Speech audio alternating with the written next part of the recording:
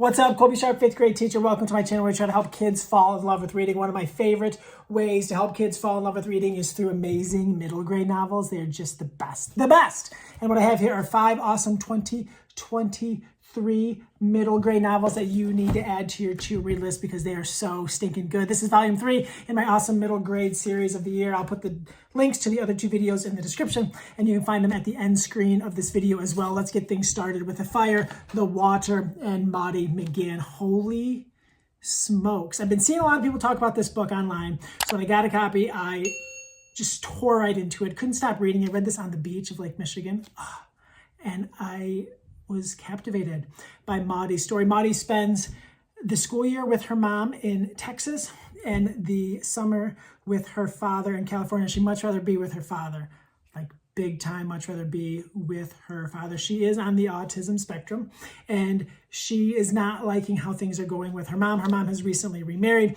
and there's something going on. You learn from the very beginning of the book that there's like this secret that her mom is asking her to keep that is in regards to her stepfather. So you're very concerned, especially if you're a teacher, you were very concerned, big red flags, right? So she's got to keep the secret. She's worried what's going to happen. She can't be, so she's got this secret.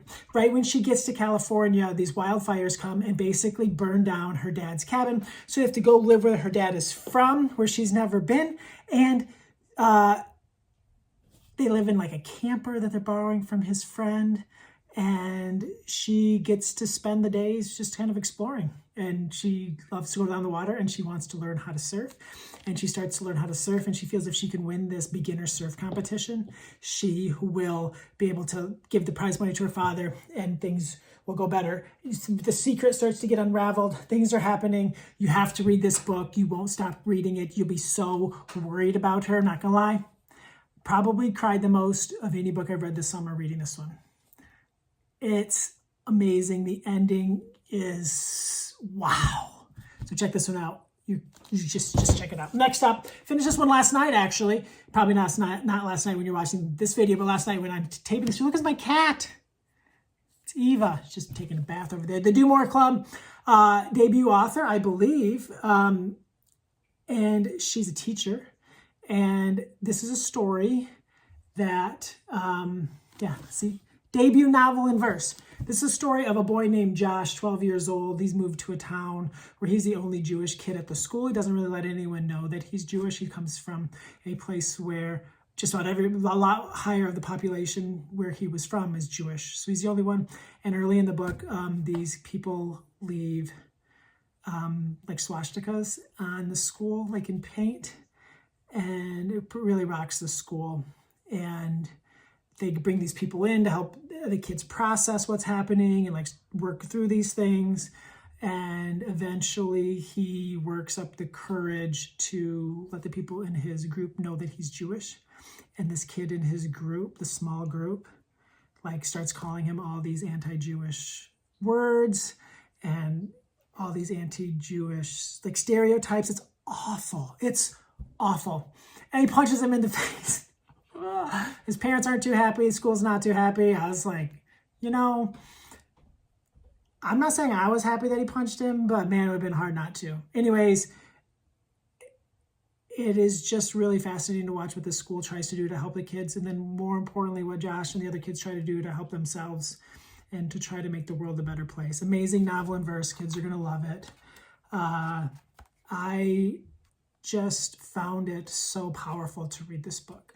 This is one that when you read it, you're going to think, I need to read this book aloud to kids. I need to share this book with the class. We need to talk about this. So they really read this one, and then you're going to be like, wow, we should read this because it would lead to some really valuable and important conversations. Next up, Wishing Season, magical realism. Not a huge fantasy fan, but I do love some magical realism. This is a story of a girl named Lily who very early in the book, her brother, kind of like before the book starts, her brother dies. Her twin brother gets really sick the second half of the school year and dies, and this is like the summer after it. And while she is devastated and tore up, her mother is even in worse shape. And part of the reason she's not in as bad a shape as her mom is because she can go to this spot in like where they live, in nature where they live, and her brother can come and they can spend time together. and she's the only one who can see him. She's the only one who knows about the spot. And she kind of like plans her whole day and her whole life around the time she gets to go spend with her brothers. But then that space starts to shrink, and she's very worried about what that means, and if she's gonna lose him forever, and what it means to start to move on. Wow. Beautiful book. Phenomenal. The Wishing Season. Check it out. It's fantastic. Simon sort of says, this was the book that everyone was talking about, and I didn't have a copy. So I actually went to a different library that I am even a member of and got a library card. And they had this book, so I checked it out. And as soon as I started reading it, Simon and his family are moving to this small town from a larger town in Nebraska. And the reason they're moving is, you don't know actually, but you know it's something big. And it kind of hints at it, but not really at all the details. And they're moving to this like national quiet zone town, so no cell phones, no television, no radio, no internet, no microwaves. And for Simon, it's the perfect place because he feels like he can kind of disappear and no one will know what happened where he was from. And he meets this girl and they become friends, and she has this plan to make fake radio signals that the scientists will pick up and they'll think they're aliens. And he's like, okay. His mom also is a undertaker, and like their house is like the funeral home. Yeah, there's so much going on. There's like this peacock that scares everyone away by their house. Oh, it's easy to see why everyone's been talking about this book. And as it starts to unravel and uncover why they had to move, it is one of the most heartbreaking things you'll ever read. And you kind of see, like, it's not like it hits you all at once, but just the way that it is revealed to you is really magical writing and beautiful story. So check out Simon Sort of Says. It's amazing. And how about a spooky storybook? I don't read spooky stories at all. Goosebumps, no thanks.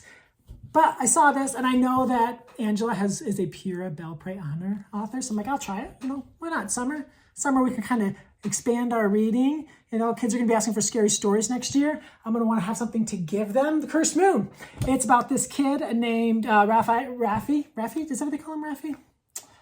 Rafa. And he is like the king of scary stories. Doesn't do too well in school, but man, he can tell a story. Tell scary stories. So he's like leaving school, the last day of school. School didn't go so well. Hannah has to come back and do some summer school. Not cool. And there's this blood moon, and this woman like that lives next door to his grandparents. It's like, do not tell scary stories tonight. You cannot tell scary stories. Promise me you. And he's like super freaked out. And then, as you can imagine, he tells spooky stories that night. And then his stories start to come to life. Oh my gosh. I get kind of nervous just talking about it, but I loved it. He's also really close with his sister, and their mom is incarcerated, and she's about to come home. She had a lot of issues. He's not having anything to do with it. He won't even call her mom. He calls her by her first name. His sister really looks up to him. And so, you know, he's got to balance this thing of like, do I tell my sister not to accept our mom back? Oh, it's so good. But they also have to like solve this mystery because not only he's not the only one who told stories the night of the blood moon, all kinds of stories are coming to life. There's this history of all these stories that were told over the generations in this town during the Cursed Moon. Wow. Whew, so good. I hope you found something great to add to your to-read list during these book talks. Let me know down in the comments which one of these books you're going to read first. I'll make sure that I put the video to the other two awesome middle grade list right there. Thank you so much for tuning in. My name is Colby Sharp. Thanks for subscribing. I hope you have an awesome, fantastic day.